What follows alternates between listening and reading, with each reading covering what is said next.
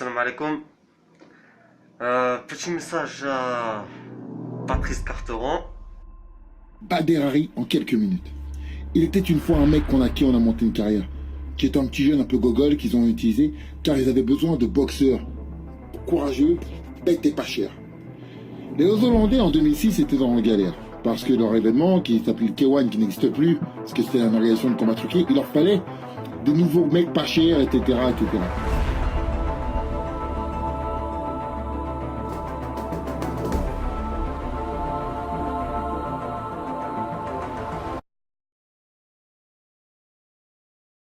J'ai remarqué que tu as directement mis en ligne deux vidéos, très rapidement après le combat de samedi soir de Badr Hari contre Rico Verhoeven. Dans cette nouvelle team, ils se sont dit putain mais merde, on a des Hollandais, donc il faut qu'on fasse quelque chose pour que les gens ne remarquent pas la carotte. Donc on a proposé à tous les combattants de boxer avec le drapeau de leur pays d'origine. Donc à partir de là, tu as mis le drapeau du Maroc. À ce moment-là, ils n'avaient pas vu que la diaspora marocaine était très grande et très patriote. C'est ça que j'aime chez eux. Et là, d'un coup, ils se sont dit putain merde, il y a du monde qui vient pour regarder. Alors à ce moment-là, les Hollandais se sont dit oulala, faut plus qu'ils perdent. Faut qu'on arrive à le faire monter ce garçon. Comme ça, il va nous ramener un maximum de pesos.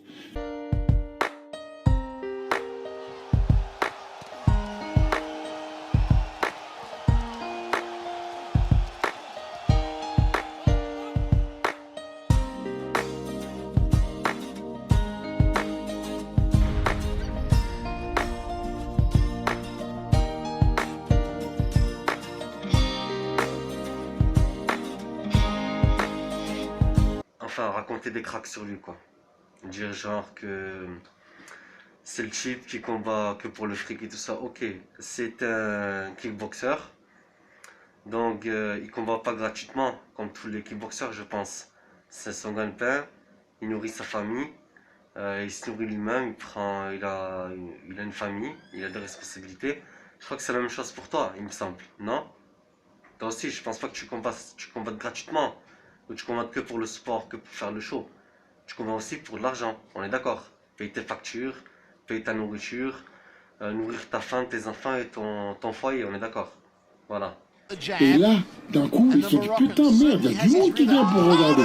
Alors à ce moment-là, les Hollandais se sont dit oulala, faut plus qu'ils perdent. Faut qu'on arrive à le faire monter ce garçon. Comme ça, il va nous ramener un maximum de pesos. À ce moment-là, on a exactement le patriotisme. Et là, boum, le business Badr est arrivé. Même quand tu perdais, tu te rappelles, même quand tu écrases la tête d'un mec, il te trouve. Mais il trouve un moyen d'essayer de te faire gagner. Le mec, il met carton jaune, alors te disqualifié. Mais non, il essaye, et merde. Malgré ça, t'arrives pas à gagner. Pour Rico.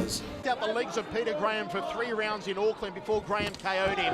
But pretty much that signed the seal for Graham, who got chopped out by Paul Slowinski in the semi-finals. A rapid-fire combination in the red corner, and the count's been put on Badr Hari.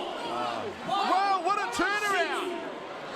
This was the exact instruction Ray Sefo gave to Kalea backstage, and it has worked. Badr Hari is out. And he couldn't walk the walk here tonight. Mike, take us through it. There. Looked like he caught something he's done. Prize is given to the winner. Now, Mike, at that point here, he's got to... Alors déjà de 1, ce qui m'a pas plu, c'est que tu as tout de suite réagi par rapport à son combat contre Rico, samedi soir. Tu as dit que c'était une défaite. Déjà c'est pas une défaite, c'est une enflure au bras droit qu'il a eu, à cause des clinches et de coups surpuissants qu'il a voulu donner à Rico.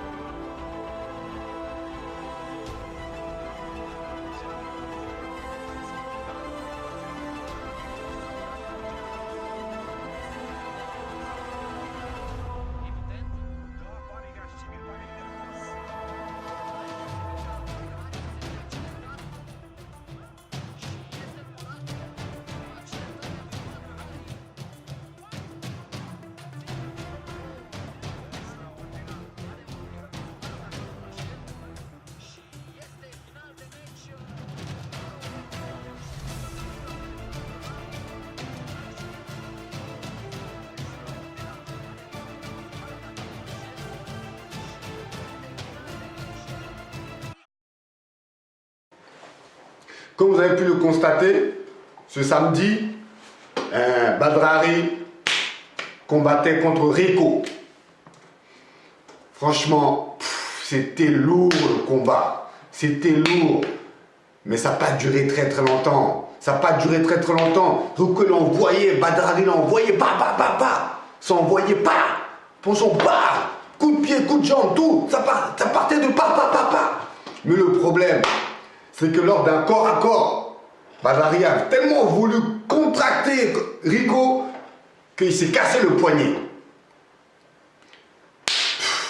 Notre champion marocain a perdu. Oh là là. Mais donc qu'est-ce que l'arbitre pouvait faire? Pas de continuer le combat. Donc automatiquement, Badrari déclare forfait et Rico est déclaré gagnant. Donc, mais ce que je trouve triste, je pense que, je sais pas, c'est mitigé. Je pense que franchement, Rico est un très bon adversaire pour Badrari. Mais Badrari avait quand même pris un peu le dessus. Et je pense que s'il s'était pas cassé le poignet, je pense qu'il aurait battu Rico. Mais par contre, Rico il se laissait pas faire. Hein. Oh là là, Rico il l'envoyait par contre. Hein. Mais moi, dans les premiers rues, je voyais, oh là là, ça fightait vraiment. J'ai dit, non. Franchement, j'ai été épaté par la boxe au premier round de Rico et de Badrari. J'étais épaté par l'intensité du combat. On parle pas. Vaudrait mieux pas parler. Parce que les losers se plaignent et parlent. Les winners combattent. Ils sont sur le ring, on les voit. Par contre, on ne te voit pas. Ta dernière défaite, c'était quoi? Il me semble que c'était un KO ou un petit KO. Un KO technique. Tu as même perdu.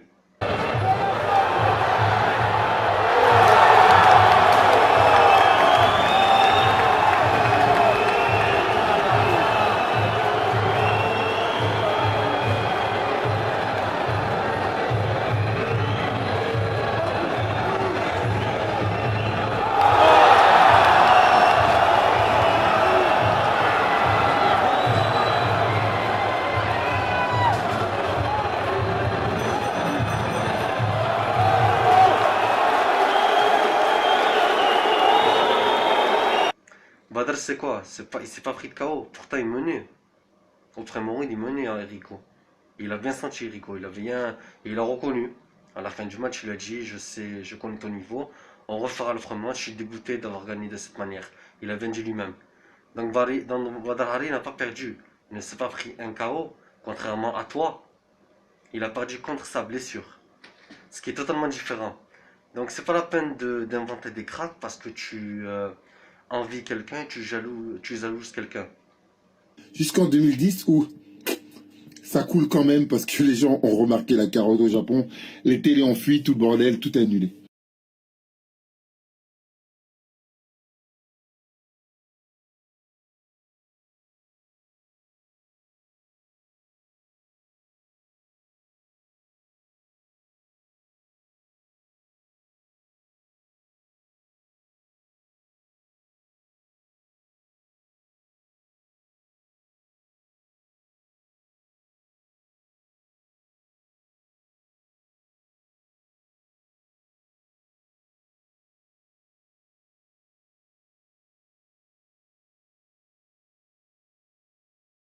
Toi, tu t'es dit, je vais m'envoler par mes propres moyens.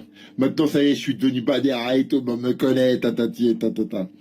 Et là, t'es parti sans tes beaux-parents, les Hollandais. Mais ils ont dit, c'est nous qui t'avons fait. T'as voulu faire ton malin. T'es parti, t'as pris la grosse tête, Sky, whisky, grosse tête, etc., meuf. Et là, un jour, tu fais un combat, la première fois que tu fais un combat sans tes parents, boum, tu pars en Russie, boum, tu te fais allumer.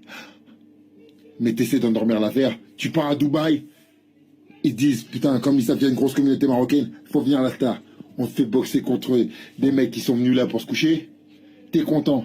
Et après, on dit, tiens, et si on vient venir carton, t'as je vais se faire niquer. Et là, la carotte de ta vie, j'ai fait la victime, jusqu'au jour où, bon, comme tu sais, je t'ai mis la carotte de ta vie, puisqu'à la fin, t'as ramassé. Non, parce qu'à la fin, t'as dû te chier dessus comme t'as jamais vu de ta vie, quand t'as vu que je ne rigolais pas, et que moi, quand on m'appelle dans les temps et en heure, il faut me tuer, sinon c'est mort.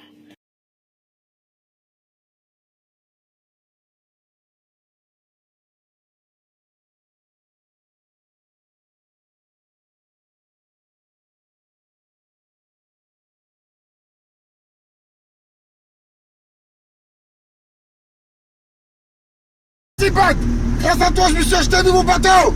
Axel!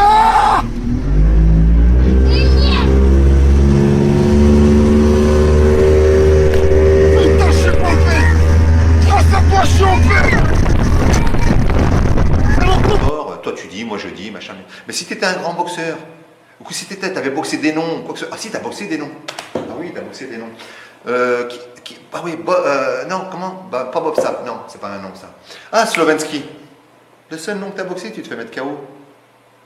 Ah, tu vas nous sortir des trucs, ouais, je sais pas quoi, c'était en Jamaïque, c'était pas ça, j'étais pas dans mon temps, machin, peu importe. Ça arrive, hein. T'as perdu, c'est la vie, c'est comme ça. Leg, because Lewinsky kicks hard. People forget it. Oh, it's good man, Irene! Big left hook. Good man, Irene!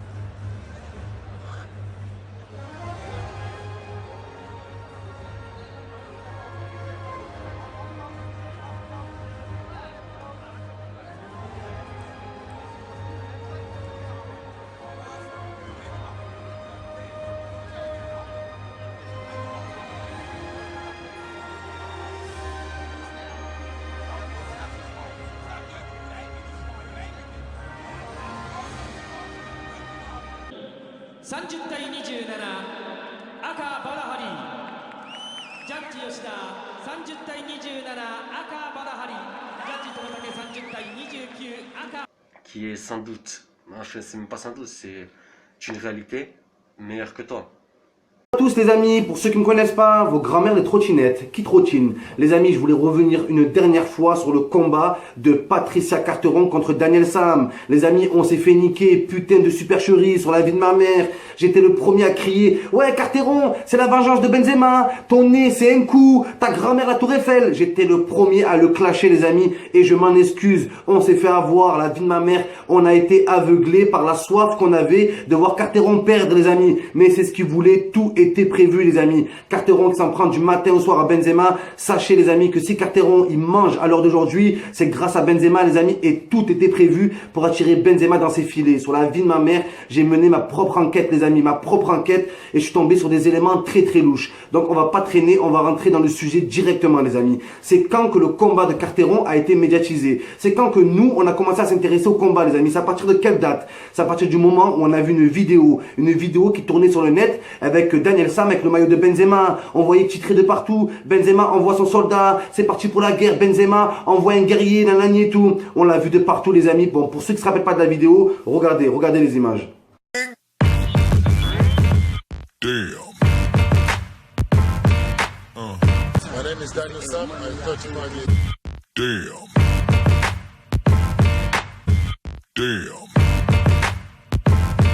Voilà les amis, cette vidéo, elle nous a chauffé à tous. Daniel Sam qui marche déterminé. Je vais démonter Carteron, maillot de Benzema, double frappe de Benzema. C'est ça qui nous a chauffé les amis. Mais je me suis posé une question. Oh là là, je me suis posé une question. Mais la question la plus pertinente qu'il faut se poser. Mais d'où vient cette putain de vidéo les amis? D'où elle vient cette vidéo? J'ai regardé sur YouTube, j'ai regardé les dates, nanani et tout. J'ai regardé de partout les amis. Et oh là là, vous allez être choqués. Qui est la première personne? La première personne au monde, pas en France, pas en Europe. Qui est la première personne au monde à avoir publié cette vidéo les amis? Là vous vous dites quoi? Ouais, c'est Daniel Sam. Vous dites c'est Daniel Sam qui l'a mis sur son propre compte personnel. Sauf que Daniel Sam n'a jamais publié cette vidéo les amis. Devinez c'est qui les amis? Devinez c'est qui? Eh ben c'est notre cher ami Patrice Carteron. Regardez les images sur la vie de ma mère. Le 23 octobre, Patrice Carteron publie cette vidéo. Le jour où il lance la billetterie les amis. Regardez le lien entre Benzema et la billetterie. Le lien il est fait directement. Moi quand j'ai vu ça, j'ai eu envie de vomir. J'étais choqué les amis. Vous voyez ce que je veux dire ou pas? Carteron et Daniel Sam qui s'inventent un clash. Ouais